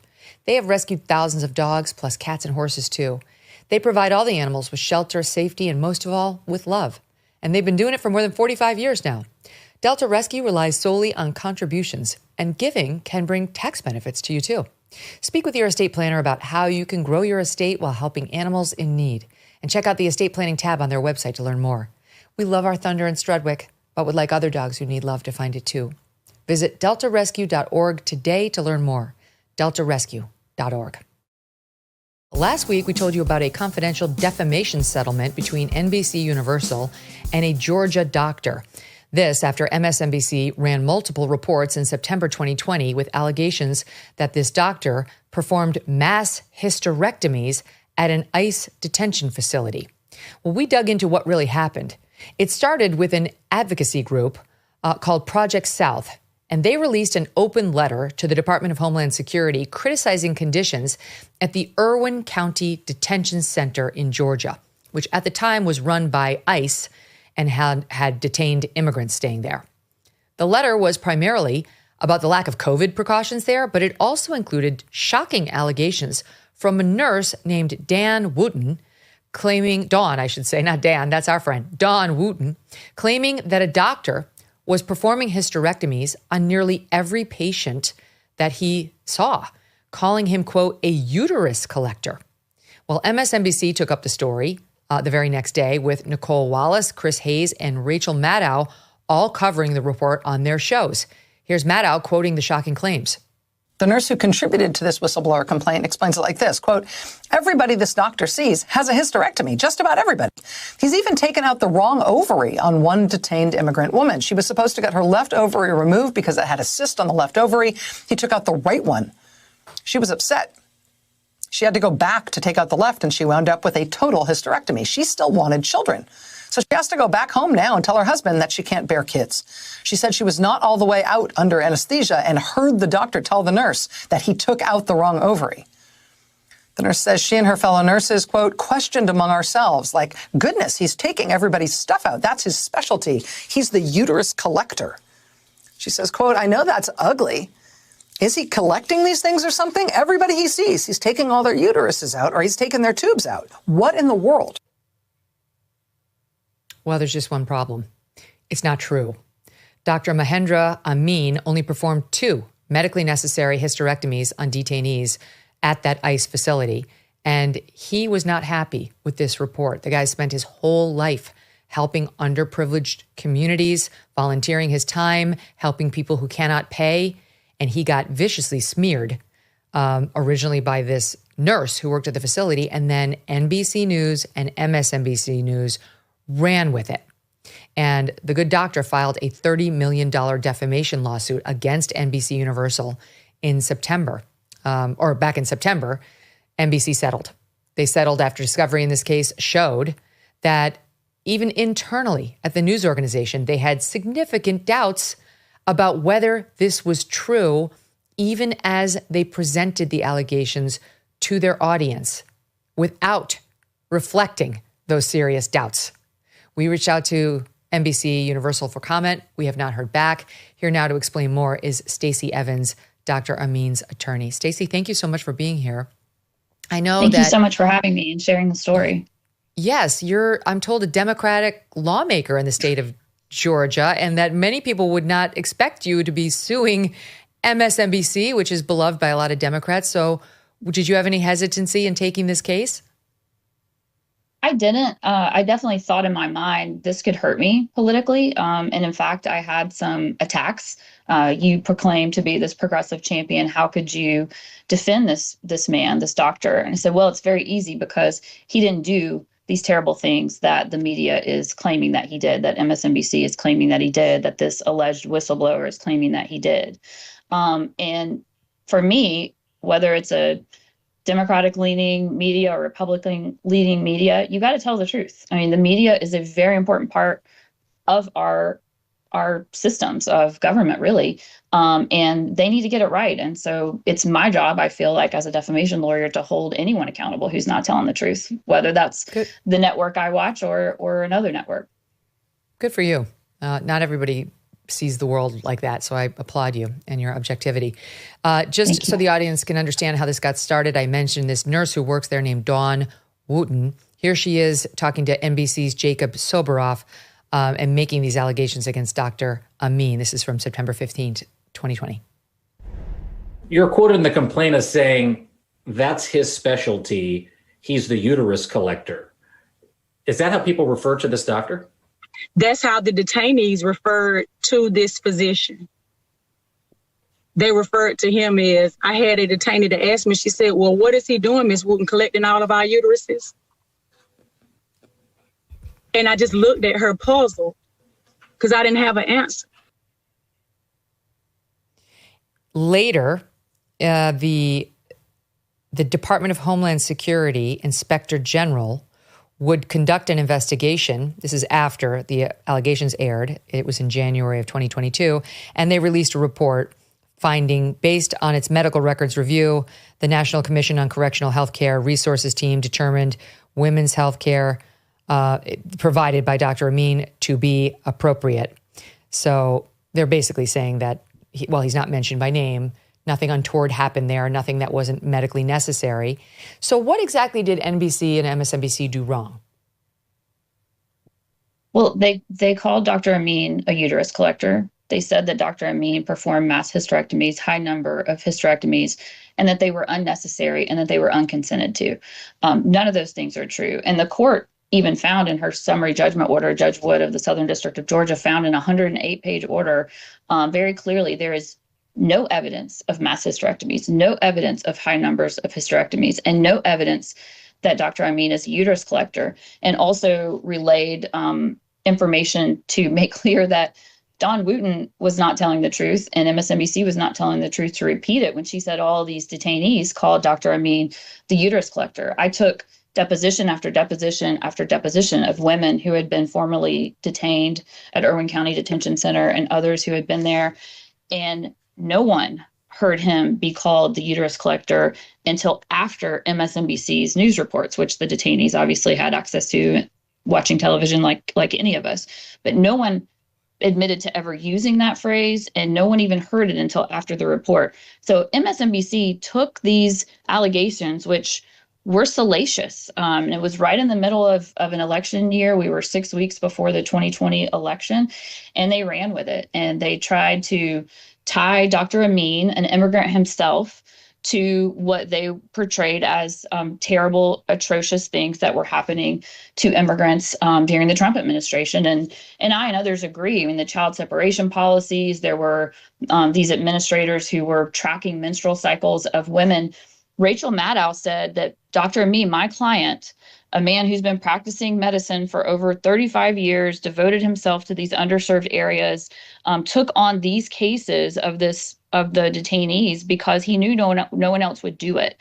For most of his career, he's been the only or one of only a few OBGYNs in a very wide radius in a rural part of South Georgia. So they said this man, my client, Dr. Amin, one of the most gentle people you'll ever meet, was the next chapter in this saga of immigration abuse that's happening in our country. Again, an immigrant himself tied him to that without not only not looking as deep as they needed to, but the surface level that they did look into told them that these allegations from this alleged whistleblower were not corroborated.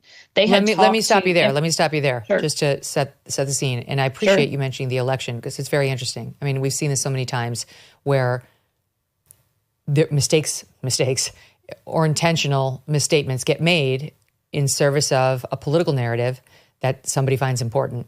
And I think, obviously, MSNBC was guilty of that here. It was too good. It was too good not to report. It would hurt Trump. It would hurt him on one of his key issues, immigration. And look what they're doing. He's basically got a Joseph Mengele in there taking out uteruses for fun. This is sick. These people are sick. So I see it. I see exactly what you're saying here. But that's one of the things I wanted to get into because it wasn't just MSNBC. The Guardian, some other publications, mostly left-wing, ran with these same allegations by this nurse, but you didn't sue them. And there is a reason that you zeroed in on NBC and MSNBC. And I think it's a couple-fold. You explain. Well, there were some earlier sort of lesser-known print, maybe online publications that were talking about the story in general. But it was MSNBC that first named Dr. Amin. And they were proud of that. They said, we broke the story. We got his name and we told everyone. They were very proud of that. And then they were the only broadcast media to run with the story. And they did it again in the face of, on the same day that they were up reporting, ICE telling them, we've only got records of 2 hysterectomies being done at this facility at all, whether by Dr. Amin. At the time, they didn't know if there were other doctors that may be treating women at that facility. That's what MSNBC did, which was very reckless. They had the biggest microphone, the biggest camera, and they blasted his name and blasted his picture across on things that were false, and that from their own investigation, they had feedback telling them it wasn't there. Their own internal people saying, we don't have it. And I know we may talk about that more if you want me to go into some of the things that they knew. Well, so I definitely want to do that. I'm running out of time on my SiriusXM live show, and we're going to continue this over on Pod and YouTube. So I'll start something I'll keep us on something less deep because that's a deep one. But yeah, so he had multiple news organizations, but MSNBC and NBC was the worst and the ones with the biggest microphone reporting this about them. Can I ask you in the time we have, do we know why this nurse made these allegations? Because I saw some reference to she had an axe to grind. Well, she definitely had some issues employment-wise with the facility. Who's right or wrong in that, I don't know. But she was very upset about her status as an employee and being her hours being cut down or something like that. And she was mainly concerned about COVID protections at the facility. This was September 2020. We were in the height of COVID. She was complaining that the safety protocols weren't being followed, and she had some her own health issues that she was worried about, and being forced to work in these conditions. That's what she was trying to share. You know, this 26-page letter, I believe it was, total, only one little paragraph about hysterectomies, but her advocates through this advocacy organization have been trying to get attention on COVID for a while, and no one was biting. And I think they needed something sensational. And why she chose to say that he did this, I'll never know. So let's talk now about what you discovered about MSNBC and NBC in particular, because this was really, you know, I don't know whether you would have won the defamation claim against them, even though we now know what they reported was untrue. But they did try to cross some T's and dot some I's. So when I was reading up on the case, I was like, how did they win this? And then I got to the page that explains how you won it. But just to set it up, they did try to do some things. They reached out, right, to the doctor for comment, and they included, I think, his denial in the ultimate report that it wasn't true. But that, as it turns out, wasn't sufficient because why? Well, they did include his denial, which was general. And one of the things to keep in mind here, and that was very frustrating for Dr. Amin, is, I mean, he's a doctor. He is bound by the laws of HIPAA. He can't go digging through his medical records and throw them up on the screen and say, see here, this is why I did the hysterectomy. These are the hysterectomies I did. He cannot talk about specific patients. He cannot talk about specific things that happened with them. And so that general denial was all he could do. But what was true, and what we just got worse as we were peeling back the layers during discovery, is this whole thing started with Julia Ainsley and Jacob Soboroff were working together on an article that was going to be for NBC News Online. And they were calling immigration lawyers in Georgia, obviously speaking to Don Wooten. And what they found in the course of doing that is that the immigration lawyers were telling them, you know, when this story broke, we started calling our colleagues. One of the immigration lawyers that they talked to was a leader in this 15,000 plus member association of immigration lawyers all across the country. And she had access to all the ones there in the Southeast and Georgia in particular. They were not seeing high numbers of hysterectomies. And they told the reporters at MSNBC, that's unclear whether it was Jacob that they told or Julia, but they told one of them, we are not seeing it. We are calling around. We are asking people to report to us, and we are not seeing it. Going to air, they really only had hard evidence of one hysterectomy. And they had that from an immigration lawyer who told them, and she had cancer. That's what they had. Now, they said they had more than that, but they never did. The most they ever had was 2. That's what ICE was saying, is that there were two reported out from ICE, and that they were approved through their internal procedures to be necessary. And then you had Standards, who was looking at that article. Standards and practices. We've talked about them with my audience. It's at NBC. It's pretty rigorous, where you go through this team of lawyers and sort of professional journalists who make sure, or try, that you don't defame people in your reporting. And especially when you have a report like this that's incendiary. I mean, you're setting this guy on fire with these allegations. It would be subjected to higher scrutiny. So keep going. Keep going. Yeah, absolutely. And I personally felt sorry for Christopher Scholl, was the deputy head of standards at the time. And he was clearly pushing back. And he was saying, we have this one source. She has no direct knowledge, because she told even Jacob Soboroff, I didn't go with the women during their medical treatments. I mean, Dr. Amin never set foot onto the campus of Irwin County Detention Center. The women were brought to his private medical office. Don Wooten said, the alleged whistleblower, I didn't go there. I don't know what happened. So she has no firsthand knowledge. And the deputy head of standards is pointing this out. Guys, hey, we have one source with no direct knowledge. This is sensational. We've got these folks saying, maybe we found one. You've got ICE saying there's 2. We don't have it. And there's evidence that we developed that standards never actually approved that online news report, which ended up being the basis for all the on air. Now they dispute and say, oh yeah, we did approve. But there's some emails later where the deputy head of standards is saying, these articles shouldn't go out without standards seeing a final version, and they should not be considered approved based on answers to questions, which is all there was, back and forth, all these emails, questions, answers, but then more questions. And then all of a sudden the news article is up and Julia Ainsley's on Deadline White House. And then from there, it goes to Chris Hayes, it goes Nicole to Rachel Wallace's Maddow. show. Yep. Was the original article on NBC.com or MSNBC.com? NBCnews.com. Yeah, Wow. It was an NBC News story. Mm-hmm. Wow. And those warnings from standards and practices were issued prior to them posting that article and then doing all these segments on MSNBC? Yep, prior to posting the article online and prior to any on air, including the Deadline White House show. And then you also had Chris Hayes behind the scenes internally with standards saying, this whole thing went viral because it sort of brings up all these Third Reich, Jim Crow, Mississippi hospitalization experiments. And that's not the case here. That's what he said internally.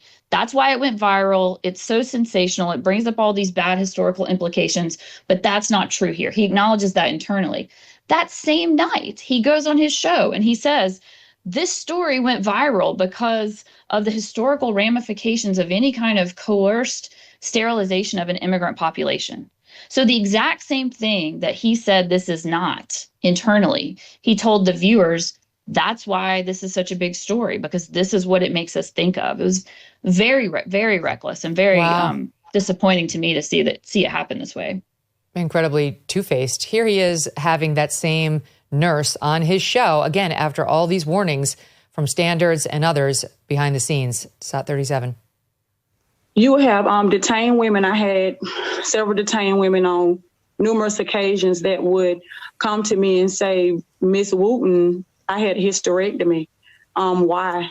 I had no answers as to why they had those procedures. And one lady walked up to me here this last time around between October of 19 until July the 2nd. And she said, what is he? Is he the uterus collector? Does he collect uteruses? And I asked her, what does she mean? And she says, everybody that I talked to has had a hysterectomy. And you just don't know what to say. I mean, I don't have a answer for why that they would come to me and they would say, is he the uterus collector? Now, in that interview, did Chris Hayes express strong skepticism, like, this is hearsay, you can't produce the women, how do you know it's 6? Like, was there anything to mitigate the damage in those allegations? No, and that was the bigger problem. It would have been one thing to say, okay, here's what Dawn Wooten is saying, but we haven't been able to verify from anyone who was actually in the room. We haven't looked at medical records. We're being skeptical here, which internally they were saying, Standards was saying to Chris Hayes specifically, we need to be skeptical. And in fact, they were just validating. I don't remember if it was Chris Hayes or other on-air talent or his producers that were calling Dawn Wooten their hero. And our hero is here to share the truth with us, just really putting her up on a pedestal, and then calling Dr. Amin a so-called medical professional. That's how things were going behind the scenes. So they're definitely saying one thing behind the scenes, and then they're saying another thing on air.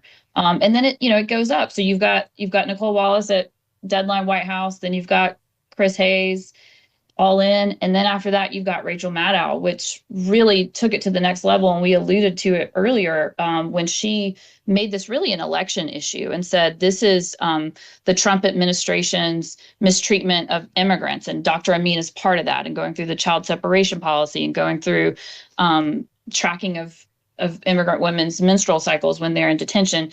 And now Dr. Amin, the next chapter. And that was such a terrible, outlandish thing to say. But even more so because earlier that day, when she was internal records during discovery revealed, she had been having her production meeting with her team. And she starts out saying, if it's true, we should go with it. But there's some reason to be doubtful here. I think there's a lot of jumping to conclusions. And then according to the document, 8 minutes later, she is saying this is going to be the A block. And this is going to be the next chapter of this immigration situation, with no evidence that we ever saw that any new information came in. And that to me is just so egregious. And she's got such a platform, and so many people look up to her as a smart and hardworking and thorough journalist. And for her to be so flippant about Dr. Amin and what he did here just was really too much. Did she explain in the deposition why the change of heart in 8 minutes? No, that there was not that. And in fact, for her and some of the other folks that we deposed, on-air talent, but also producers, what struck me was how flippant folks were about, that was a long time ago. I do a lot of stories. I don't remember. That one just didn't stick out for me. And I thought, how callous. And yeah, maybe it was a flashpoint in time for you. Maybe it was part of some agenda for you. But this was Dr. Amin's life. This is what he lives with every day. Maybe you can move on from it in a second and put it out of your mind and not worry about how reckless you were. But he had to live with this. He had to live with the death threats, the bomb threats, the constant calls to his office, the following of him, the name calling, some of the most vile things to be called. His own staff, he had several Hispanic women working for him. He lost some employees over this. A lot of the women stayed, and they took also flack in their own communities and with their family and friends because they were working for him. But they knew this man. They knew that this wasn't true. They knew that how these women were treated, which was well when they were in Dr. Amin's office. And thank goodness they stood by him. But it was a terrible time, and he wasn't able to move on. Can you tell a story, Stacey, of what happened with his son, who was off to the Cleveland Clinic as a doctor in his own right? Absolutely. Dr. Amin's son, his middle name is Mahendra, the same as Dr. Amin's first name, Paraj Mahendra Amin, Dr. Amin himself. And when all of the news hit and Dr. Amin was very scared about what was going to happen to him and others, he immediately thought of his son, and he called his son. He said, "You might get calls because your name is so close to mine. And if you get calls, just tell them you don't know me. Just tell them that you don't know me, that it's just a coincidence that you have the same name," because he was so concerned that his son, who had just gotten his dream job, was going to be affected negatively about this, so much so that he was just like, pretend like you don't know me. And that just breaks my heart. I mean, Dr. Amin is a father of 4, caring husband, doctor, father, and to know that he had to say that to his son, it's heartbreaking. Especially in light of what you just said, which is, they had doubts, they reversed them. It seems clear they did that because they thought it was a story that was going to work for Team Blue and for their own ratings, notwithstanding their knowledge that there were serious holes in the story. And then we're so callous and discussing it. Like, I don't know. I ruin a lot of people's lives. I'm not sure. That's really kind of how it sounds. Like, I've ruined a lot of people since Dr. Amin. Can't keep up with them all. Look, I have empathy for news organizations because we're all in a position of trying to report on day's news, and sometimes you get duped. Sometimes you have dishonest brokers. The thing that makes this story different and that really makes a villain out of the actors you've mentioned is that they knew or had reason to know this one was false. It would have been a totally different story if they had her word, they couldn't get in touch with Dr. Amin, they didn't get a denial, and they reported it straight as, look, she's filed this whistleblower complaint. This is what she's alleged. We're going to continue to try to reach out to him and get comment, whatever. But they didn't. They actually did go beyond that. And when they got there, they learned that the story had tons of holes in it. And then even then, you could potentially avoid liability if you went on the air and said, here are the allegations and here are all the holes in it, right? Like that too could potentially spare you. But just going with these are the allegations. Oh, and by the way, he gave us a denial. And without reporting any of the serious problems you've discovered behind the scenes, that's what got you to defamation, because for some reason they decided to treat him as a public figure, even though he wasn't, but whatever, it's not important. So you had a higher burden in bringing a defamation claim against MSNBC and NBC, and you had to prove actual malice on their part, that they knew what they were saying was false or behaved in reckless disregard of its truth or falsity. And I think that latter point that's where all these messages came in. You submitted in the case text messages between Julia Ainsley, who you mentioned, and Jacob Soboroff. She texts to him saying, but only 2 hysterectomies? Or do you think they only referred those and he also did others? She's trying to say maybe they referred others and we don't have a record of them. And Soboroff answers, I think it's possible or likely. Lots of lawyers saying it. Then you've got this one source, an immigration lawyer named Sarah Owings, who told Soboroff that she and her colleagues were not finding evidence of a large number of hysterectomies. The Rachel Maddow meeting that you just outlined, that guy you mentioned from Standards and Practices, Chris Scholl, you say Standards weighed in on this prior to the airing of the reports, but this is from a follow-up segment that Chris Hayes was going to do 2 days after the original report, where Standards, this guy Chris Scholl, is jumping up and down saying, you don't have it. Like, stop doing this. The quotes are Scholl saying, "We don't know if the doctor did anything wrong here. In fact, the guy has a pretty clean record." Scholl doubted the credibility of that nurse Wooten in the same call. Quote, "And the whistleblower has no direct knowledge of this stuff. She kind of has a beef, right? She's got a whole separate agenda here." Scholl admitted in the deposition the network did not know the truth. And as to televising the accusations, he said, "We would have to approach this with a great deal of transparency with viewers and say, look, we don't know the truth." That's my understanding too, Stacey, that like when you've got somebody making, whistleblower allegations like that, and you've got a strong denial on the other side, and you investigate it and you find a bunch of reasons to doubt the allegations, it's a judgment call as to whether you tank the story entirely. But in some instances, you might put it on the air anyway. Like if it's big enough and it's like serious enough, you might put it on the air anyway, but you would have to outline all the doubts that had been found in your reporting about it so that the viewers knew to keep a very healthy dose of skepticism on the allegations. I mean, you practice in this area. Am I right? Yeah, absolutely. I mean, that's really what the guy from Standards was saying, is that if we're going to do this, we've got to caveat it with this and this and this. And then it's worth saying, why are we even doing the story? And he acknowledges during one of those internal calls too with Chris Hayes and his producers, hey, we can get to the bottom of this and we can find out. But by the time we find out, we're not going to want to do the story anymore. It's going to be too late. I mean, really just sort of acknowledging how they were rushing here. And I agree before with Trump gets reelected. Yeah. I mean, the media has an important job, and I know it's got to be hard. And I've had cases that have come to me and I've started looking at them and I'm like, oh, this is a great case. This is a great case.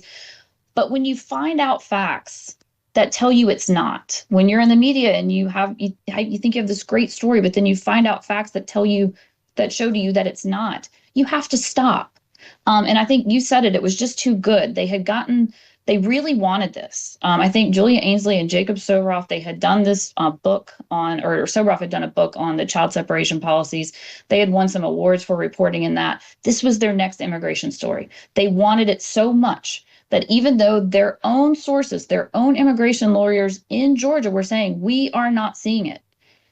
Even though ICE was saying 2 hysterectomies, even though this was not a firsthand account, they just couldn't stop themselves from doing it. And then those text messages that you showed, some of those go into the night after the first night of reporting. And you have them even saying, gosh, I've got to know if it's true. I can't move on. I wonder if it's true. Do we think that the attorneys that did talk to us and told us that they found one, do we think they conspired? I've heard mixed things about Don Wooten, the alleged whistleblower. They are questioning it and they didn't stop. It's a hard job. But when you learn better, when you know better, you do better. And they just didn't do that here. If it's okay, I wanted to real quickly, you mentioned how we had to meet that actual malice standard. And we did that. It's so hard. It is so hard to get past summary judgment on actual malice. So I have to pat ourselves on the back for that, for our team. That we did, right, because you would have expected this judge could have thrown your case out at summary judgment, and that's really what I think led to the settlement, right? The judge did not throw out the case at summary judgment. In fact, you got summary judgment on the critical facts of your case, which is it is not true that he is a uterus collector. Right. We got. It's so rare for a plaintiff to get summary judgment. We got summary judgment on several of the statements being false as a matter of law. And she said no evidence of mass hysterectomies, no evidence of high numbers of hysterectomies, and obviously he's not a uterus collector. But we had to prove actual malice here, and we were allowed to go to the jury on that if the case had continued. We'd be in trial right now or next week. But we had to prove actual malice here, even though Dr. Amin is not a public figure, because Georgia has a very strict anti-SLAPP statute. Strategic lawsuit against public participation is what SLAPP stands for the viewers and listeners. And so when you have statements on air or in publications about issues of public concern, which this was deemed to be, that you have to reach that actual malice standard, regardless of public figure status. And so that's why we had to do that. There's been we could get nerdy on the law. There's been a little bit of changes since that happened. And I have some disagreement about how that was applied here, but that's why. It wasn't because he was a public figure, but because in this case, the court had deemed this an issue of public concern. And so we had to meet that higher standard, which is very, very hard. And I'm really proud of our team. Well, NBC saw it coming because once they lost at summary judgment and you were barreling toward trial, I think they understood exactly how this was going to go over in front of a jury. And you settled. And I've heard you say you're very happy with the settlement. Can you add any color to that? Well, the settlement terms themselves are confidential, so I really can't. But I can say that Dr. Amin is very happy to be able to move on from this. I mean, we filed this case in the fall of 2021. So this has been going on for a very long time for him. And so he's very glad to be able to move on from it, and very glad that you and some others have been interested in sharing his story, because it's been so hurtful for him and, like I said, his staff and his family. And so to be able to have the truth come out, to be able to get that accountability for the truth just means so much to him. And I appreciate you letting us tell that story. Of course. He's still practicing now, right? He is still practicing. He's good. I describe him. He is a doctor. He is a doctor. Other than when I told him he needed to wear a business casual outfit, at least for his deposition, I've never seen the man not in scrubs.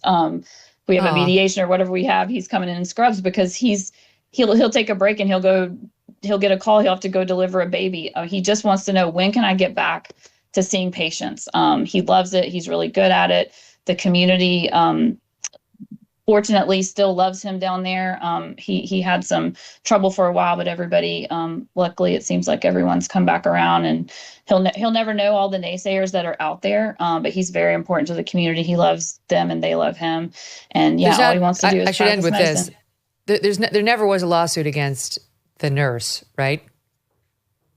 There actually is a pending lawsuit against her. We have a state court case against Sinclair Broadcasting and Don Wooten jointly. That's pending right now in Tift County Superior Court. So that one is yet to be resolved. Okay. Yeah, I wondered about that because I saw she spoke out to The Guardian, or at least The Guardian offered an article about her in 2022. And she's blaming a very low, dejected mental state on her time as a whistleblower, saying, post-whistleblowing, I am on antidepressants. At one time, I was suicidal, couldn't pay the bills, still can't pay the bills. My whole nursing career just plummeted. I'm back on food stamps. I'm back on welfare. I'm back on Medicaid. I'm back trying to figure out how I'm going to make ends meet, etc. So what is she defending the lawsuit? Does she have counsel? She is defending the lawsuit. She does have counsel. It's in we've got a procedural issue that we've got to work through before we get to discovery in that case. And so a lot is still sort of paused. But I do think it's worthy of note that the Government Accountability Project, which were her lawyers throughout the media frenzy, and it was a representative of the Government Accountability Project that was on air with her, Chris Hayes. The Government Accountability Project, if you go to their website and you scroll down to the bottom of their homepage, you will see a retraction by them, basically retracting anything bad they've ever said about Dr. Amin and his medical practices, accusing him of mass hysterectomies, everything like that. I don't see anything like that from Don Wooten. We'll see if we ever get there, but at least the lawyers that were with her at this crucial time back in the fall of 2020, they have retracted it all. Wow. You don't get that every day in practicing defamation law. Thank you so much for coming on and telling his story, and all the best to both you and the good doctor. Thank you so much. Really appreciate it. Wow, what a story. Unbelievable. All right, well, speaking of good doctors, we're going down to interview one exclusively. Dr. Marty Makary, the new head of the FDA, praise Jesus, will be on this show tomorrow. You guys have seen him on this show as Johns Hopkins doctor who pushed back against some of the COVID nonsense. He came on to talk about his book, which is very Maha friendly. And now I'm dying to talk to him about what he has found in the first couple weeks kicking the tires over at the FDA. This will be great. He's an honest broker, and there aren't a lot of them in, these medical policy setting positions, at least not pre-Trump. So what did he find? I can't wait. It's tomorrow. See you then.